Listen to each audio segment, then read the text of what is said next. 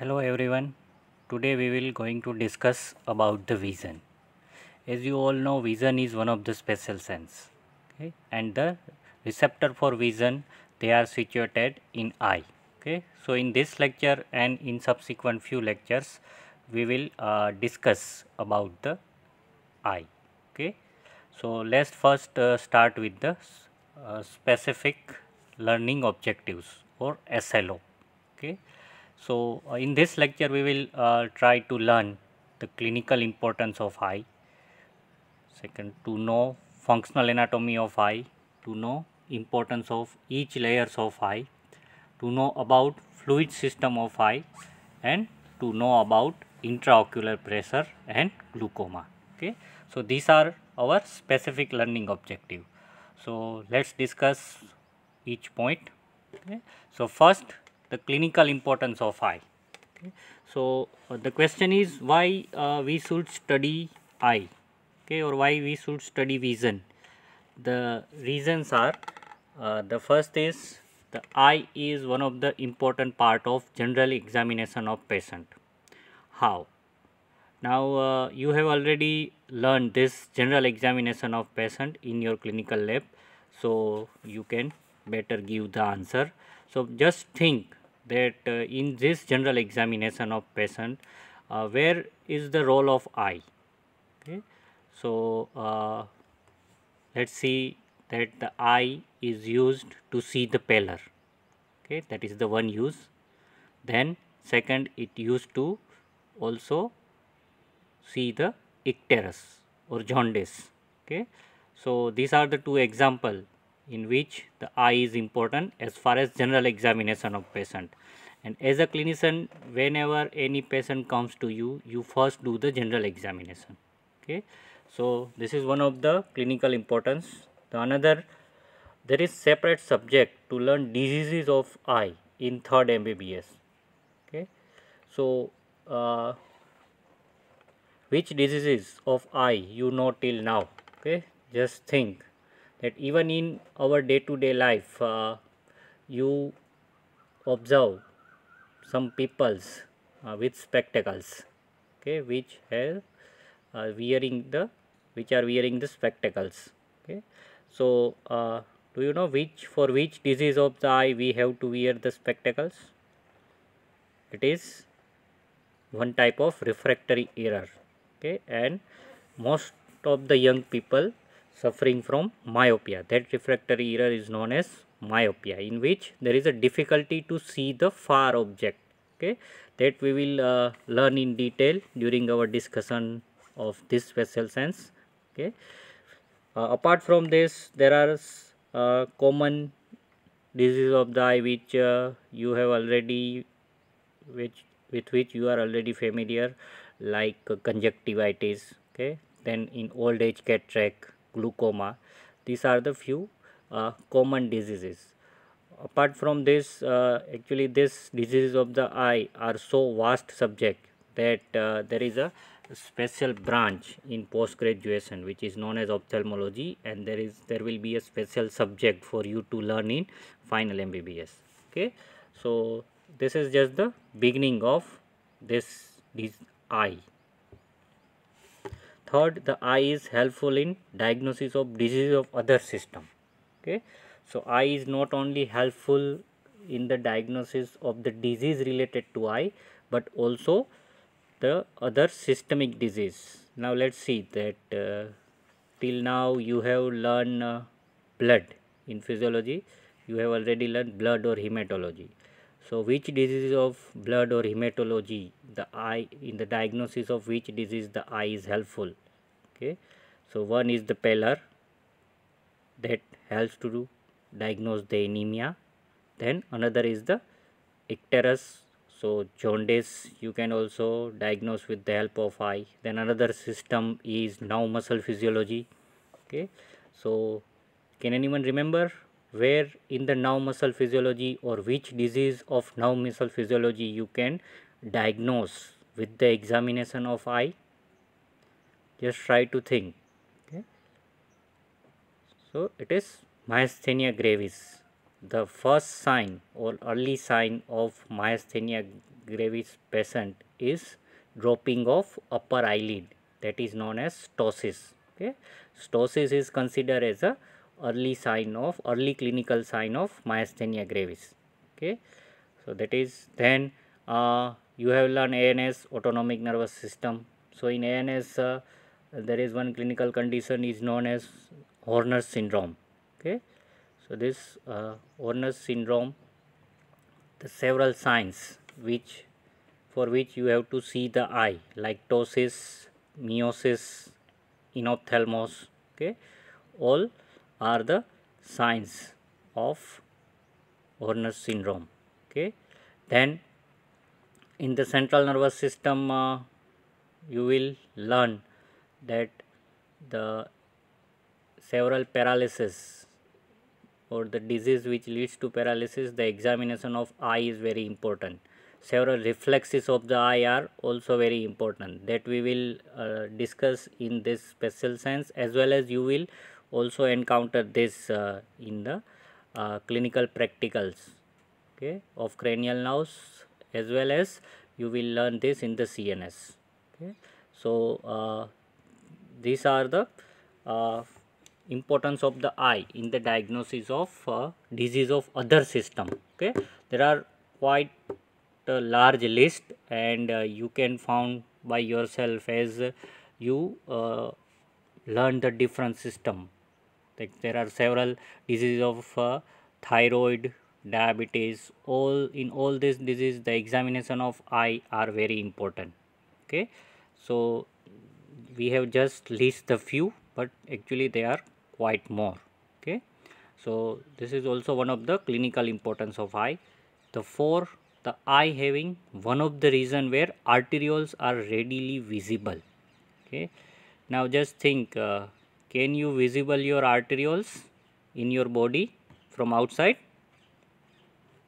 The answer is no. We cannot see the arterioles. We can see the superficial vein, okay, but we cannot see the arterioles. But with the help of ophthalmoscope, when we examine the retina, at that time we are actually seeing the arterioles of retinal artery. Okay, and that examination of retina with the ophthalmoscope, that procedure is known as fundus examination. Okay, retina of whatever the part of retina you see with the ophthalmoscope, that part is known as fundus. Okay, and the examination of that fundus with the ophthalmoscope is very important to see, to directly see the arterioles. Okay, so that is also one of the clinical importance, and this fundus examination is helps to diagnose the raised intracranial pressure, and it is a common practice before doing the lumbar puncture. Okay, so that we will discuss later on. This point also comes later on during the discussion of retina. Okay, but these are the few clinical importance of the eye. Okay, now we will see the anatomy of eye. Okay, so this anatomy of the eye, I think you have already learned, or you will going to learn in the anatomy also, but as far as the functional part is concerned, we will revise this thing, basically the eye is made up of three layer. From outside to inside, the outermost layer is sclera. Okay, this one, outermost layer is sclera. It is a fibrous layer, and in our eye, the white part which you are seeing, it is a sclera. Okay, it covers the posterior part. Okay, and anteriorly this sclera is modified and become transparent layer, this one, and that layer is known as cornea. Okay, so the outer layer is mostly made up of sclera, outermost layer is sclera, and anteriorly this sclera is modified and become a cornea. Okay, cornea is a transparent structure. Okay, and the light rays is actually enter into the eye through this cornea. Okay, the middle layer is choroid. Okay, this one. The choroid is vascular structure, okay, which is just inside the sclera. Okay, so this layer is a vascular layer, and because as its name suggests, it contains the blood vessel. Okay, and this blood vessel is mainly supplying the sclera, as well as it supplying the outer part of retina. Okay, now the choroid in the anterior part, it is modified and forms the ciliary body. Okay, and the third layer, which is known as the neural layer, it is retina. Okay, the retina is covering the posterior 2/3 part, inner part of the choroid. It is a retina. Okay, and it is a neural layer. Okay, and the photoreceptors, okay, because the vision is a sense, okay, spatial sense. So to perceive any things, it required a receptor. Okay, and the receptor for vision, they are known as the photoreceptors, and that photoreceptors are situated in retina. Okay, and uh, the axons of neurons which are situated in the retina, they form the optic nerve. Okay, there are several neurons which we will discuss along with the retina. Okay, but for now you have to remember that the axons of neurons which are situated in the retina, it form the optic nerve, and the optic nerve, this one, this yellow part, optic nerve, it come out from a eye or from the eyeball, and that structure is known as the optic disc. Okay, so the area from where the optic nerve come out from the eyeball, that area is known as the optic disc. Okay, this area. Okay, now you can see that the optic nerve is also special because it contain the central artery and central vein within the nerve. Okay, and this vessels, they supply the vitreous humor and inner part of the retina. Look, the outer part of the retina is supplied by the blood vessels from the choroid, and the inner part or rest of the part of the retina is supplied by a central retinal artery. Okay, and this artery is travel within the optic nerve. Okay, so this is some special characteristic of optic nerve and central retinal artery. Okay, now if we come to the anterior part, okay, so this ciliary body, which is actually a part of the choroid, it also gives the iris. Iris is a diaphragm like structure, and which having a central aperture. This central aperture or central hole is known as the pupil, and through this pupil the light rays also entered. Okay, and one more important structure is the lens. Okay, it is a crystalline structure, and the lens is held by a ligament. That ligament is known as suspensory ligament, and you can see here, and the fiber, they are known as the zonular fiber. Okay, and this zonular fiber is attached with the ciliary body. Okay, now the eye is actually filled with two type of fluid: the anterior compartment, which is anterior to the lens, and the posterior compartment, which is posterior to the lens. Okay, so the anterior compartment is filled with the fluid which is known as aqueous humor. Okay, and the posterior compartment, it is filled with the jelly like structure. Okay, and it is known as vitreous humor. Okay, now this anterior compartment is further divided into anterior chamber and posterior chamber. So the part which is anterior to the iris, it is known as anterior chamber, and the part which is between lens and the iris, that is known as the posterior chamber. Okay. So this is all about the anatomy of eye. Okay. Now let's discuss each structure one by one in detail. So first we start with the cornea. Okay. Now in front of the cornea there is a one more very thin layer which is known as the conjunctiva. Okay. It is a very thin layer which is known as the conjunctiva. Now let's discuss the cornea. Okay. So cornea is the transparent structure. Okay, and from outside to inside it is made up of 5 layers. Okay, the first is stratified layer of epithelial cells, as you can see here. Okay, it is a stratified layer of epithelial cells.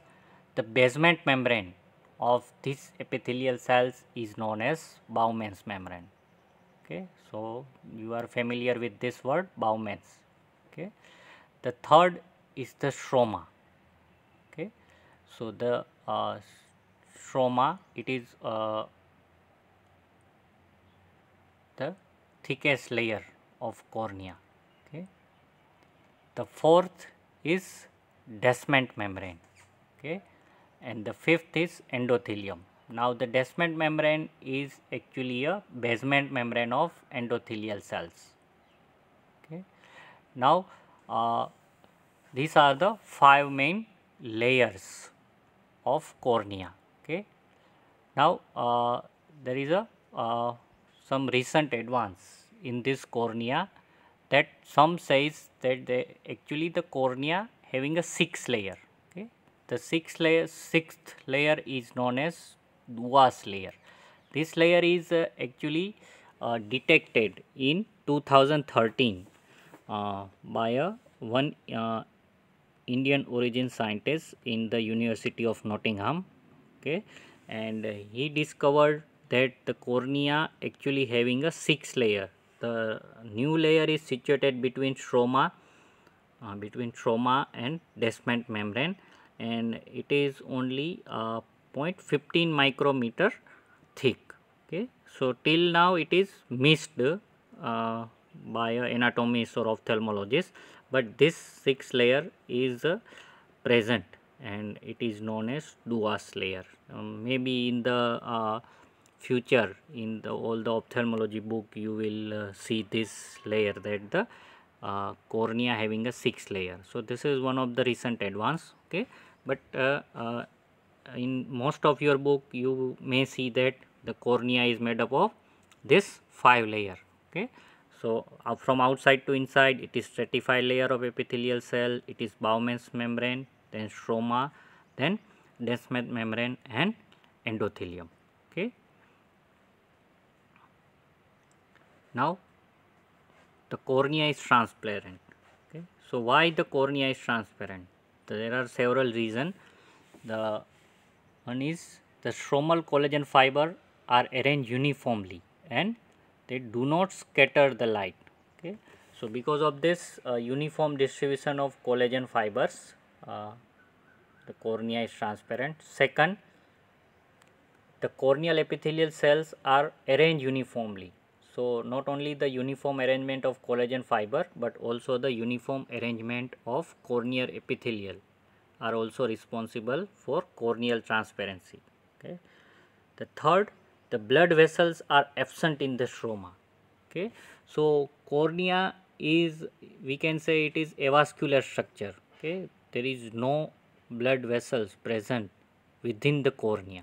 Okay, the blood vessel is only present up to the limbus.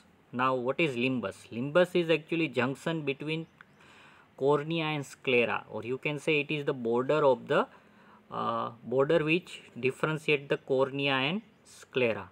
Okay, so the blood vessel is present only up to limbus. Beyond the limbus into the cornea there will be no blood vessels, or blood vessels are absent in the stroma. Okay, second, the myelin sheath are absent in the corneal nerve fiber. Now cornea having a nerve fiber, okay, it is actually supplied by the which cranial nerve? Can you remember? It is supplied by the branches of fifth cranial nerve, trigeminal nerve. Okay, so and it is also responsible for corneal reflexes. Okay, the sensory part is carried by the branches of fifth cranial nerve. Okay, but that branches are also unmyelinated. Okay, myelin sheath are absent in corneal nerve fiber. So all these things they helps to gives the transparency to the cornea. Okay, apart from this, the first layer, epithelial layer, it is only slightly permeable to fluid.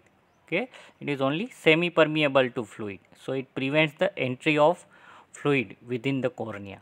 Okay, and also the endothelial layer, the last layer, innermost layer of cornea, they having a sodium pump. Okay, so this sodium they pump the fluid from inside to outside. Okay, so it keeps the cornea without the fluid, and in that way it helps to maintain the transparency. But this sodium pump is temperature dependent. Okay, so sometimes at the higher temperature this pump fail, its function is affected, and because of this the fluid may accumulated in cornea and the corneal transparency may lose, or that may lead to corneal edema and opacity in the cornea. Okay, so temperature is very much important factors which helps in the determination of corneal transparency. Okay, because they are inhibiting, or a higher temperature inhibiting the sodium pump. Okay, so that they may lead to corneal edema and ultimately leads to corneal opacity. Okay, so this is all about the cornea. Now the lacrimal apparatus. The lacrimal apparatus which are made up of glands and several ducts which mainly helps with the synthesis and drainage of tears. Okay, the tears is very much important to keep the eye lubricated, not only the eyeball but also the eyelids. Okay, so our eyelids and the eyeballs, they are kept lubricated with the help of tears. Okay, and these tears they are synthesized in the lacrimal gland. Okay, there are several type of lacrimal glands that few is situated in the eyelid, few is situated in the this lacrimal glands. Okay, which are, and few are the accessory lacrimal glands. Okay, they all secrete the tears, and from the lacrimal gland it comes to the lacrimal duct, and with the help of one aperture on the medial canthus of the eye, that is known as punctum, it enter into the lacrimal sac, and this lacrimal sac is then pass into the nasolacrimal duct, continues as a nasolacrimal duct, and it open into the nose. Okay, now the tear film is actually made up of three layers. The outermost layer is lipid layer, the middle one is aqueous layer, and the innermost is mucus layer, which is also made up of mucin. Okay, now the lipid layer is actually secreted by a glands which are situated in the eyelid, that is known as meibomian gland.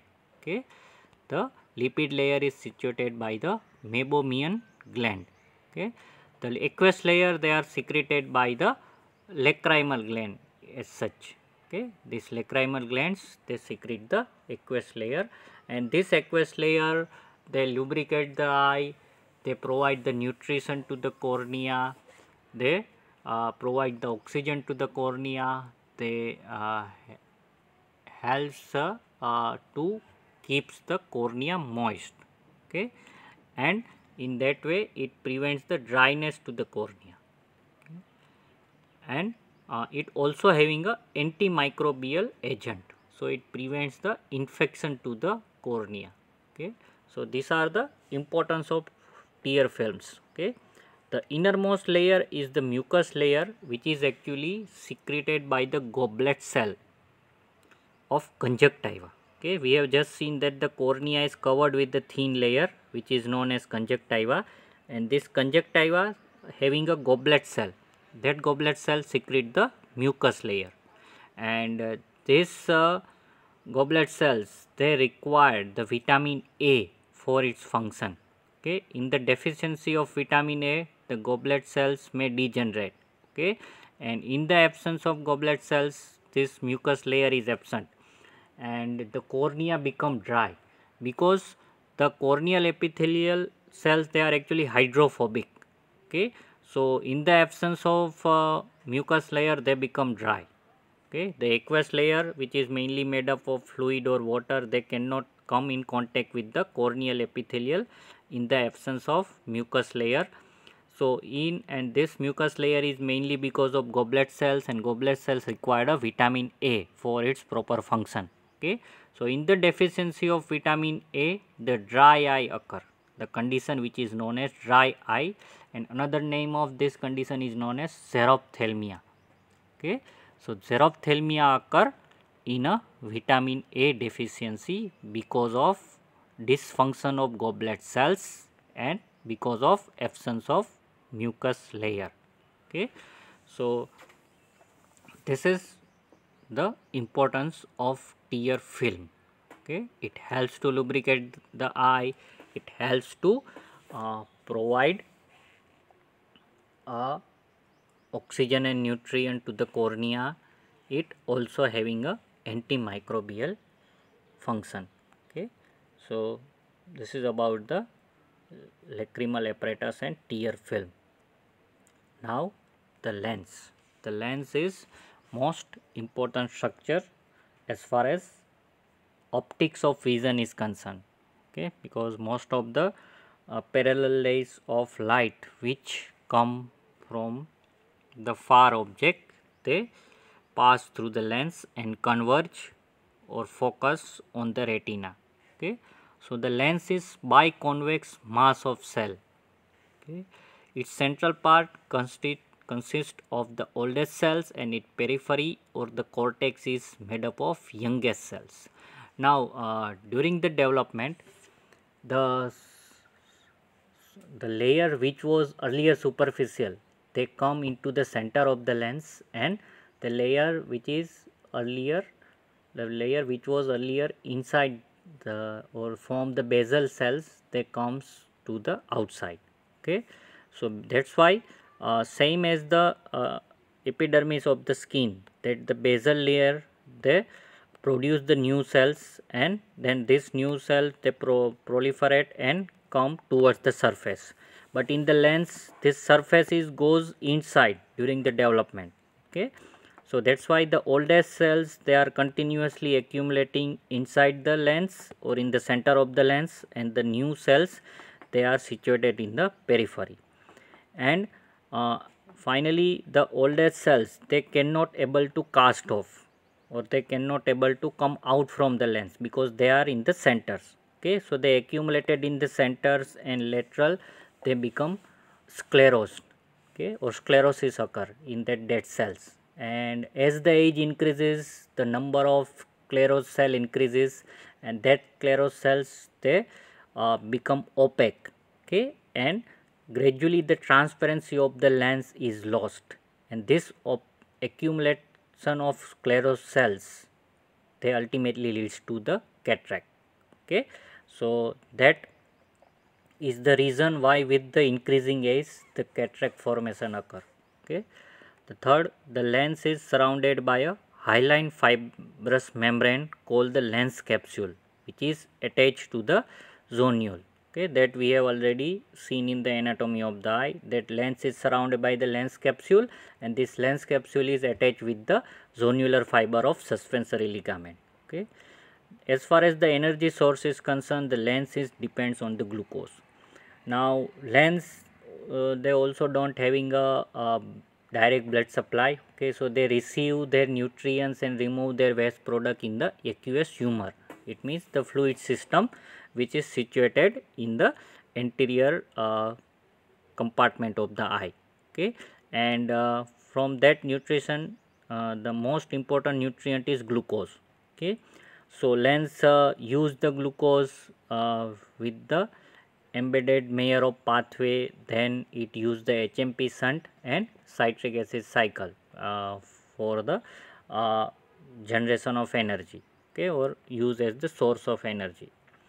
But in case of hyperglycemia, particularly the person who is suffering from diabetes mellitus, when the glucose concentration is high in the aqueous humor, at that time the sorbitol pathway is also become active.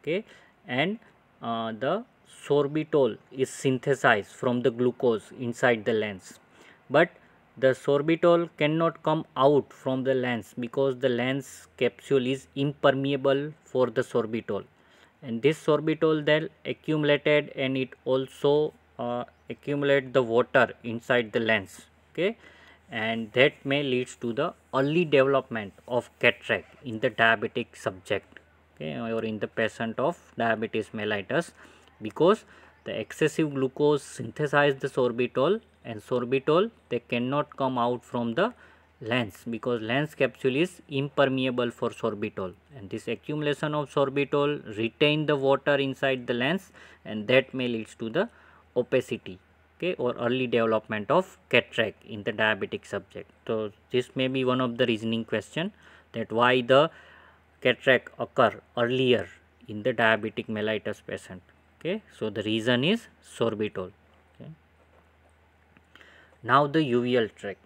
Now you may be think that from where this uveal tract arise, because there is no any sentence as uveal tract in the anatomy which we have already discussed, but the uveal tract is the word which is used for the combined structure which is made up of choroid, ciliary body and iris, and we have already discussed all these three structure in anatomy of the eye. So combinedly the choroid, ciliary body and iris, they are known as uveal tract, and this uveal tract it also having a nociceptive fiber. So the nociceptive fiber means fiber which perceive pain. Okay, so inflammation of uveal tract, it is known as uveitis, and because of the presence of nociceptive fibers, it is very painful. Okay, so inflammation of uveal tract or uveitis is very painful. Okay, now we see each structure one by one. That uveal tract is made up of choroid. So choroid is mainly vascular structure which is a middle layer of the eyeball, and in the innermost part of the choroid there is a capillary network. Okay, and this capillary network they supply the outer part of a retina, and in the outer part of the choroid the blood vessels are medium size or large size, and which supplies the sclera and the choroid. Okay, so that is the difference, that capillary they are situated in the inner side of the choroid, and the large vessels they are situated in the outside of the choroid. The second, the ciliary body. The ciliary body is also made up of two parts, the muscular part and the vascular part. Okay, the muscular part is made up of ciliary muscles which is also of two type, the circular and radial. Okay, and the ciliary process, they are a vascular structure, and they actually lined by the epithelial cells which we see later on the ciliary process, and this process they secrete the aqueous humor, okay, the fluid part of anterior chamber. Okay, so that fluid of anterior compartment or anterior chamber is formed by a ciliary process which is a part of ciliary body. Okay, the third, the iris. As we know that the iris form a diaphragm and this diaphragm is also made by a two type of muscle fiber, the circular muscle fibers which is supplied by parasympathetic nerve, and when the parasympathetic nerve to this circular fiber is stimulated, it leads to the constriction of the pupil, and that is known as meiosis. Okay. And another type of fiber is radial fiber. The radial fibers, they are supplied by a sympathetic nerve, and when sympathetic nerve is stimulated, that leads to the dilation of pupil. Okay. So this is all about the all three structure of uveal tract: choroid, ciliary body and iris. Now the fluid system of eye. So you can see here that in this figure, this is the anterior chamber which is situated in front of the lens, and this one is the posterior compartment. Okay. So this posterior compartment is actually made up of, or it is filled with vitreous humor. So this vitreous humor is actually a gel like structure which is mainly made up of fluid and hyaluronic acid. Okay. And these hyaluronic acids, they are formed by the hyalurocytes which are situated in vitreous humor. Okay. And it is transparent gel like structure. Okay. Now the anterior part is filled with the aqueous humor, and aqueous humor is actually synthesized from the ciliary process which are a part of ciliary body, and then it secreted into this posterior chamber through pupil. It enter into the anterior chamber, and here there is a one at the junction of cornea and iris. Okay. Or which is known as iridocorneal junction. At that point there is a one canal of Schlemm. This canal of Schlemm is actually a, we can say it is a part of venous system. Okay. But it is filled with aqueous humor. Okay. So though it is a part of venous system, it is not filled with the blood, but it is filled with aqueous humor, and the aqueous humor is drained into this canal of Schlemm. This canal of Schlemm then having a continuous with the aqueous vein. Okay. And the aqueous vein is then open into the blood vein. Okay. So that blood vein then drain into the rest of the systemic venous system. Okay. But just outside the canal of Schlemm, there is a one structure which is known as trabecula. Okay. So the trabecula, they act as a filter. Okay. They filter the any material which may be try to enter into canal of Schlemm. Okay.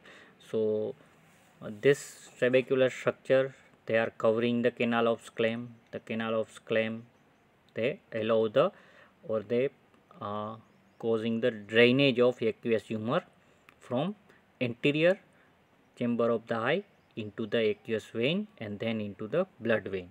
Okay. So this is about the fluid system. Okay. So now we see the formation of aqueous humor. Okay. So aqueous humor is formed by ciliary process. These are the all are the ciliary process. Okay, which is lined by the epithelial like cells. Okay.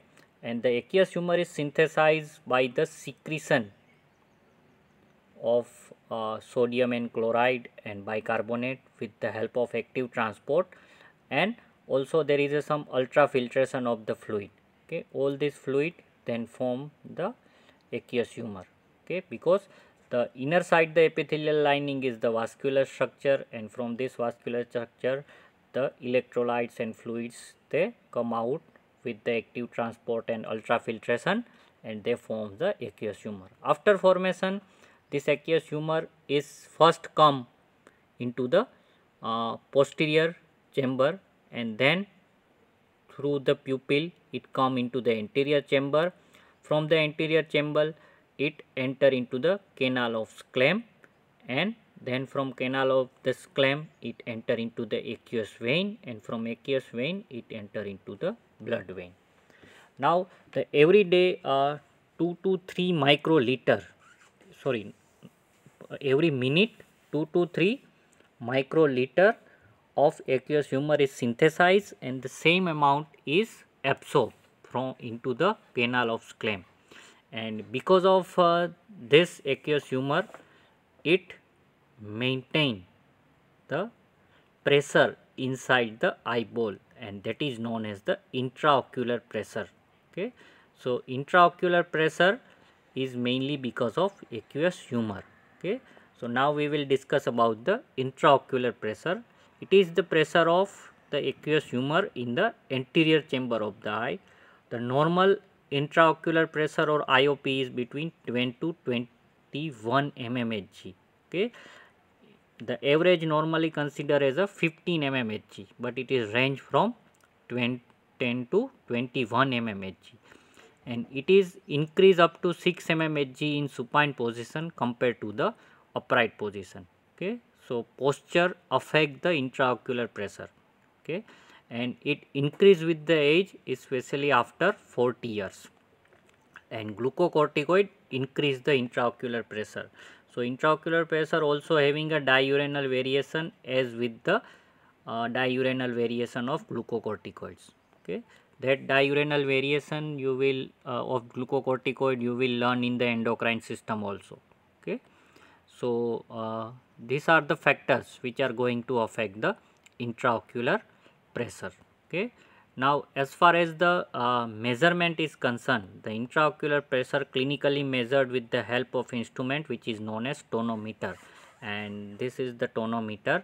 Okay, in which this part we put over a cornea. Okay, and it is supported by the foot plate.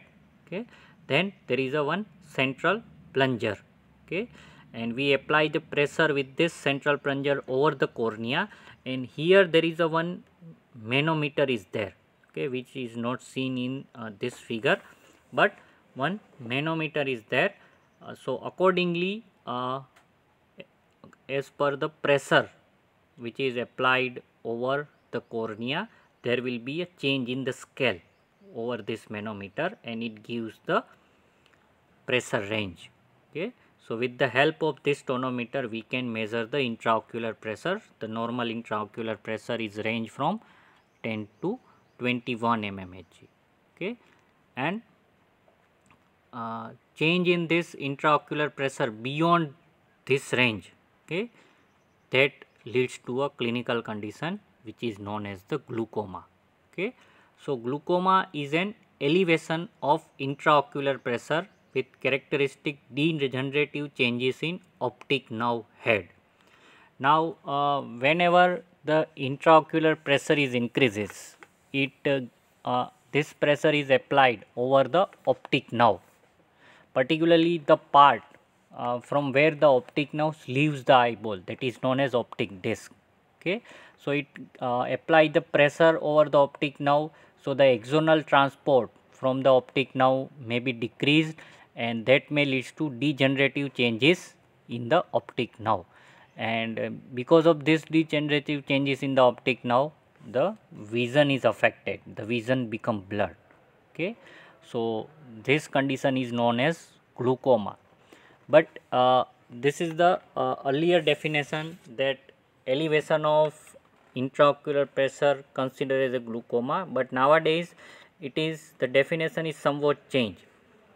The degenerative changes of optic nerve head is known as the glaucoma. It may be with the increased intraocular pressure, or it may be with the normal intraocular pressure. Okay, so the glaucoma is the condition of degenerative changes in the optic nerve head. Okay, it may be with elevated IOP or with normal IOP.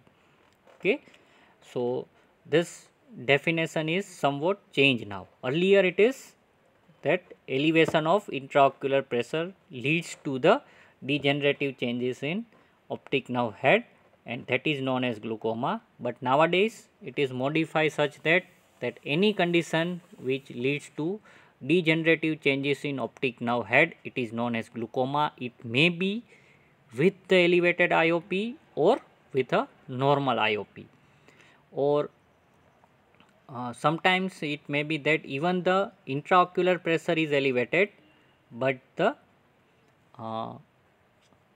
optic nerve is normal. Okay, that may be also the possibility. Okay, so it doesn't mean that every time the raised intraocular pressure is associated with the degenerative changes in the optic nerve, but the chances to optic nerve damage is more with the elevated intraocular pressure.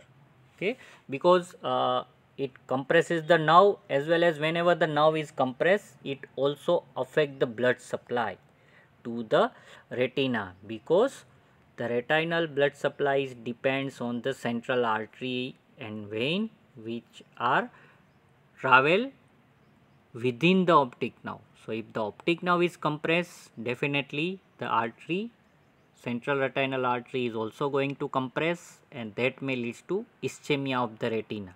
Okay, so that may also going to affect the retinal function, and whenever the retinal function is affected, the vision become blurred. Okay, so this is the basic about the glaucoma. Now the glaucoma is of two type clinically: the angle closure glaucoma and open angle glaucoma. Now as the name suggests, it depends on the angle. Okay, so which angle? Here we are talking about the iridocorneal angle. Okay, this angle. Okay, iridocorneal angle.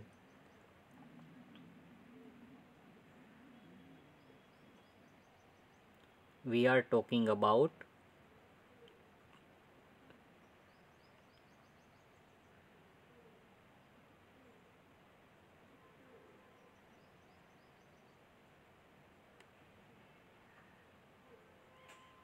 this angle between the iris and cornea. Okay, this is not that much long. Okay, you can see here that between the iris and cornea, the angle which is formed between iris and cornea, that is known as iridocorneal angle. Okay, so angle closure glaucoma means when this angle become narrow than the normal, that is known as the angle closure glaucoma, and when that angle is normal, that is known as the open angle glaucoma. Now as you can see here in this figure, that this is the normal, this angle is normal between the cornea and iris. Okay, between the cornea and iris, this angle.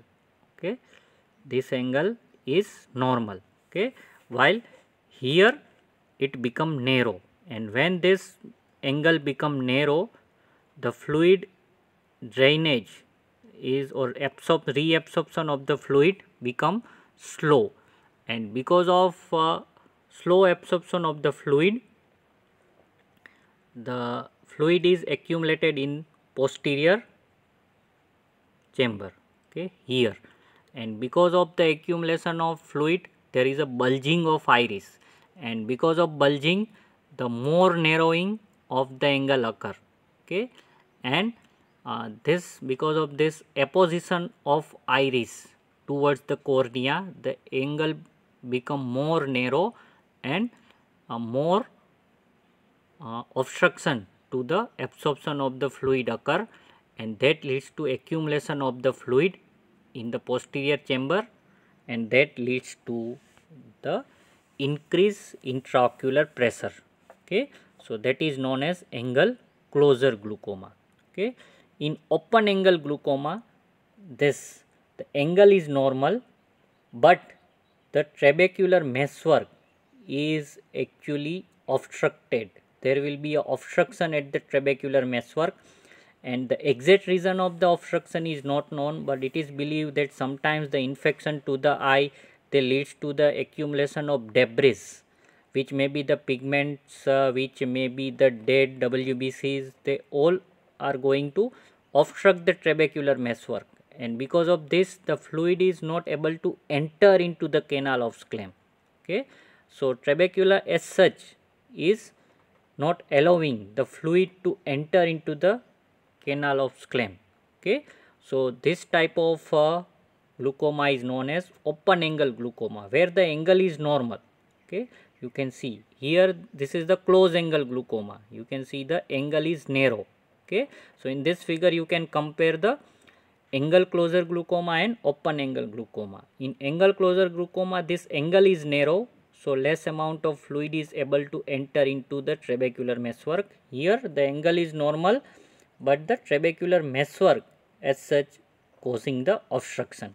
Okay, so this is the difference between angle closure and open angle glaucoma.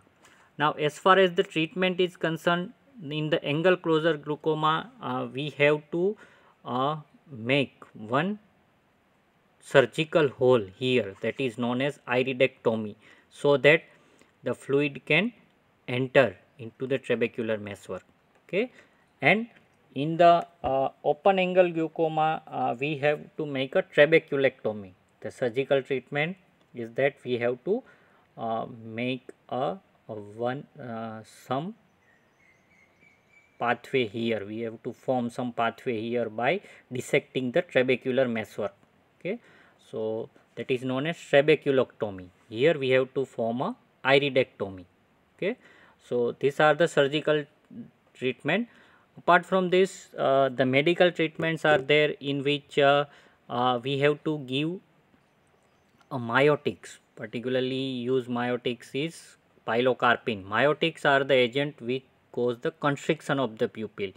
Whenever there is a constriction of the pupil, the iris become thin and it moves away from the cornea, so they open the angle. Okay, and that's why they are helpful in the flow or increasing the flow of fluid. Okay, and the drugs which decrease the aqueous humor formation, like acetazolamide, which is a carbonic anhydrase inhibitors, and we have to give alpha or beta blockers, which decreases the synthesis or formation of aqueous humor. Okay, so these are the drugs which are commonly used to treat the glaucoma. Okay, now these are your homework. Okay, according to the this lecture what we have discussed, you have to give few answer or think about the few answer by yourself. That first, the exposure of cornea to extreme of temperature result in corneal edema. Why?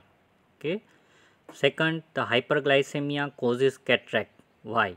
And third, the different layer of tear film come from different sources.